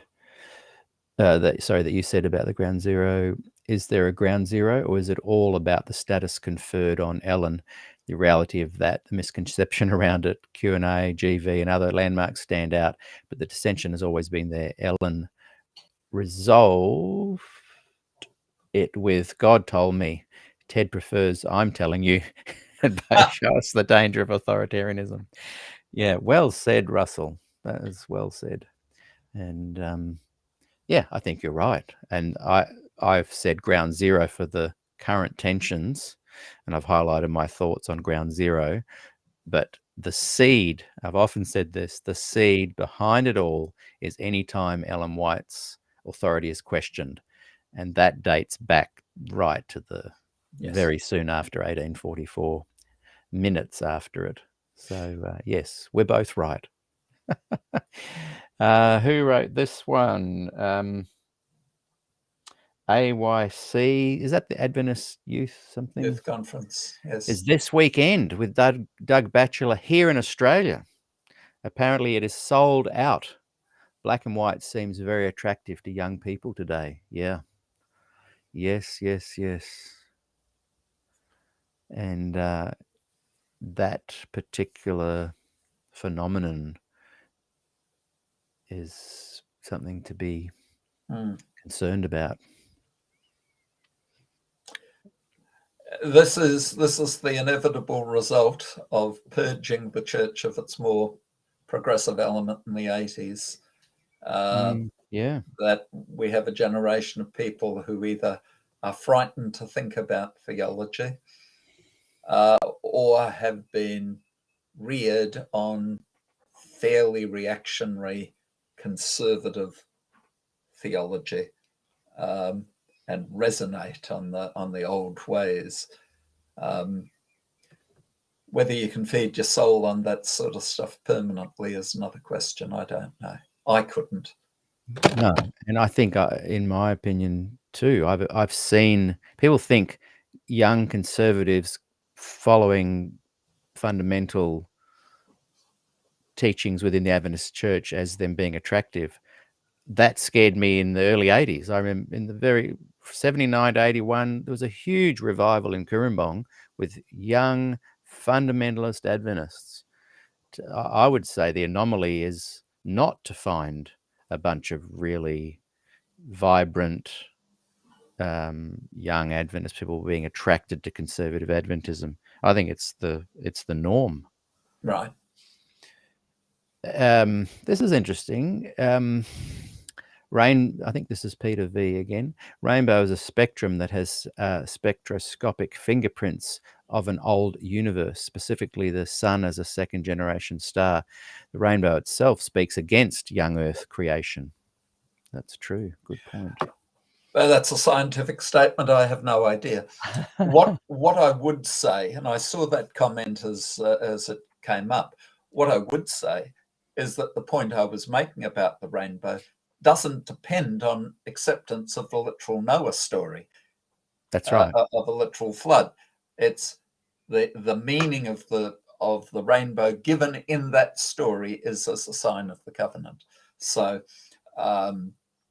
but whether this is the case with the hints in the rainbow of the sun as a second generation star, I have no idea.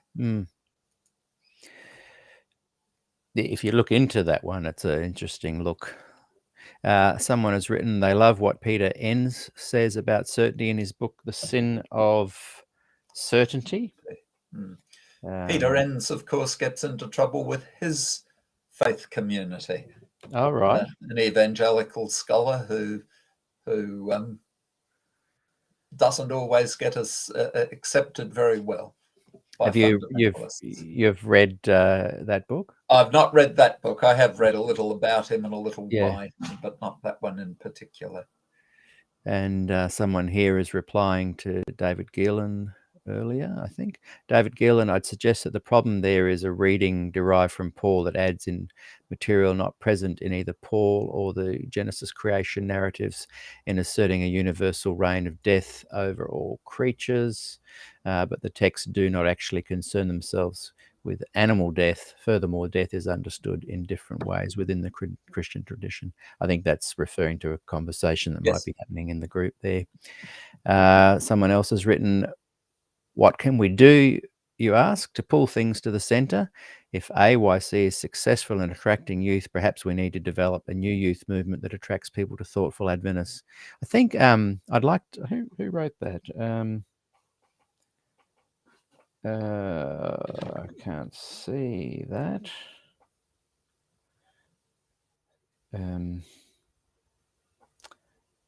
If I'm not sure who wrote that. I'd like to suggest that there have been attempts to make that happen. I know for 30 years in the North New South Wales Youth Conference, at least 30 of us younger youth leaders were definitely trying to cultivate an attractive form of being an Adventist. And it was hugely successful. But what worries me is that it's probably now just totally forgotten. Like people now think, oh, that only really started happening when we had the One Project. And now there's people going, what? The One Project? What's that? So Adventists don't have this sense of history. Again, another thing I hope that this channel addresses. Indeed. Well, we're going to wrap it up soon, but wow, you've hit a nerve today. That's great to see.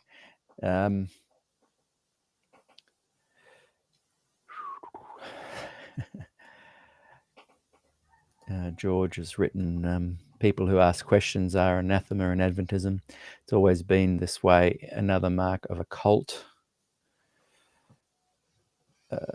Boy, there's some really good ones here, so we'll get you to contribute in the comments later there, Peter. And as Peter, I was just reading Peter's comment here, David, and would love you to contribute.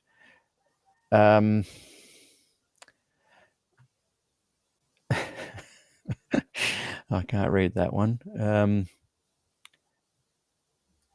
What have we got here? Woodsy has written, Peter, it's possible that the SDA Church is in apostasy.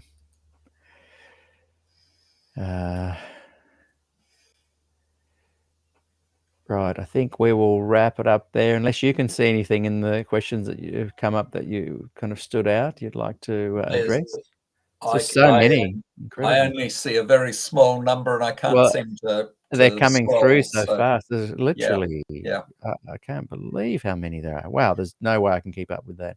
We've had a pretty good run, We've had a good Peter. run.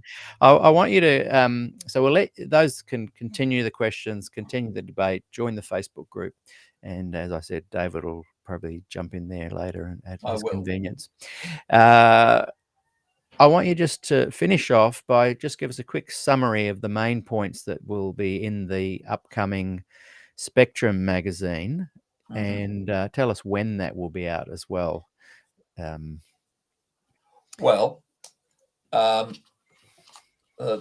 brief history of this is that 18 months ago, 2 years ago, there was a Sydney Adventist Forum conference on the age of life, and Lyndon asked me to do This is Lyndon Rogers.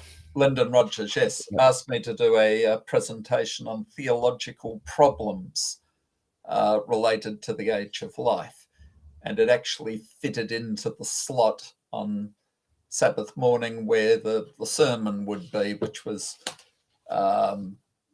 appropriate enough, I guess, being a religion paper rather than a scientific one. There was quite a lot of interest and discussion, and fundamentally the questions that came to me after the conference, and some of them directly, some of them indirectly, basically said, well, look, okay, you've done all this. You've given us all the scientific evidence. Where do we go now? What do we do? How do we integrate this? So I suggested to Lyndon that I would like to do a paper, the heading "Are Seventh-day Adventists Can a Seventh-day Adventist at least hold non-traditional views of origins?" And that was presented as a forum presentation here last March, something like that, where we outlined a variety of options on origins, as we've outlined today. There's a number of them, and looked at some false leads in discussing these things, and then asked, well, where do we go? Can we accept the Big Bang, for example? Does the Big Bang fit within, or is it fittable within the biblical data of Genesis? And my conviction to that is yes. And then the issue of death before the fall, is that something that fits within the data of Scripture? The very question that David Gillen raised. And again, my answer to that is yes, it can be fitted in. So where do we go to then? And I outline in the paper, in considerably more detail than I've done here today, this idea of a great controversy motif, a war not in creating. God creates, he speaks, and it is done. It's quite a different model to anywhere else in the ancient Near East. It's not a war. He doesn't overcome the evil gods to create, and nor is it a sexual thing. Rather, God speaks and it is created. But I've suggested that perhaps the forces of evil strike back, and that God overcomes them, builds on the result for the next stage of creation. By the way, the word good God saw all that he had made, and it was good. It was very good. There's a word that can mean a whole range of things. It can mean pretty. You look pretty. Tov is the Hebrew word. It can mean morally good, obviously. It can mean finished, complete. It can mean useful in the sense of this is a good tool for the job. It's useful. So when God said that it was good, the end result is that it was fit for purpose. It was fit for purpose. And that this is the model that I outlined, and suggest that if you go from there, then really there's a set of questions that people will ask, and some of them have come up today. What about death before the fall? Oh, how can you have salvation if there's no fall? What about eschatology? How can the end of history be certain if the beginning is not? What about the Neanderthals? Will they be saved? What about the great controversy? And that's where I started. And some of these questions had come to me from people as a result of the first paper. Others are ones that I derived from the writing. But of course, once the issue of the image of God is resolved, these other things start to fall into place. There's a whole section on the Neanderthals, and this is dealing with the image of God. There's a whole section dealing with eschatology. If we have a revised understanding of beginning, surely we have a revised understanding of endings. And I would agree with a revised understanding of endings. That's the whole other topic. And finished with suggesting the pastoral concerns. Look, if you want to believe in young earth creationism, I don't have a burden to rock your boat. Believe it by all means. If that's what works for you religiously, which is what I'm concerned with, spiritually, fine. What I'm trying to do is open the door for those people who are having problems because of the science with their religion. Not necessarily that they have to believe what I believe, but at least here's a scenario. There may be better ones. Find them. Fine. I don't mind. At the end of the day, all truth is God's truth. God is the father of all truth. Satan is the father of lies. So all truth is God's truth.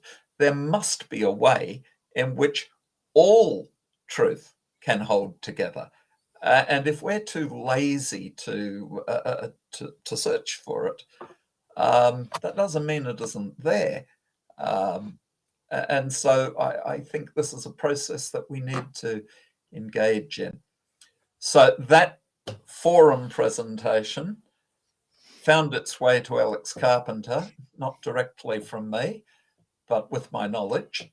And it is being published, I understand, in the next issue of Spectrum.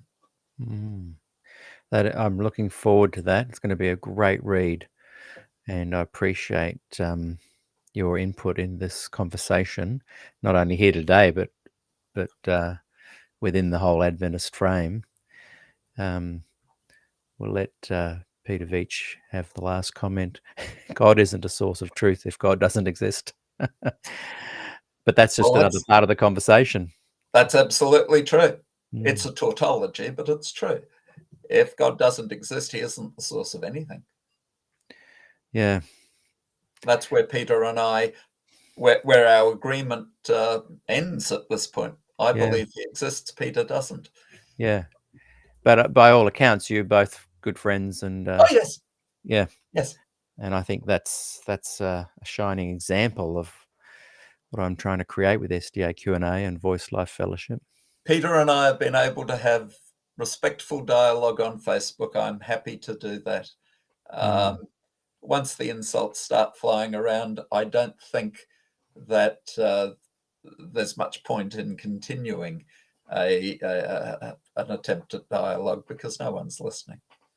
You know. Thank you very much for joining us today. Thank you, everyone. Big audience today. Really value your contribution and turning up to watch. A lot of people ask me, are these episodes still available after they finish? Yes, on our Facebook group, there forever. And on YouTube now we go live as well, there forever. And soon I'll be posting links to all the other all the other platforms that we go live to as well. Just a quick plug for, I'm really keen for people to subscribe and like. If you're watching on Facebook, just click the like button. That really helps. Like and subscribe on YouTube. And if you do that, at the very least, it really helps me. If you'd like to contribute more, here's my PayPal, Peter Dixon Music there, paypal.me/. The donations really help. There's expenses involved with doing this that, are drying up fast. So I'd love some support if that was okay.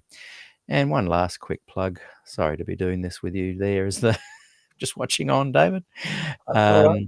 This will be ending very soon. Every week I get a couple of hundred people download this free song that I've got there. Soon the free song option won't be available. It'll be returning. I had it up as a free song because it's part of a celebration of 40 years I've been doing music. And releasing recordings. Been doing music longer than that, but 40 years of releasing music on recordings. So that's a free one there. So go and check that out. That'll be gone very soon, and you'll have to pay big bucks to get it, a whole $1. So yeah, thanks again to Dr. David Thiele for joining us today, and My pleasure, Peter. It's been wonderful as always. And everyone else, we'll catch you next week. I think we've got 2 interviews next week. I think on the Wednesday, I'm interviewing Kenton Johansson's uncle, Bruce, who's about 96. He's going to be in the show on Wednesday. And I think David Gillen on the Thursday. So keep an eye out for that.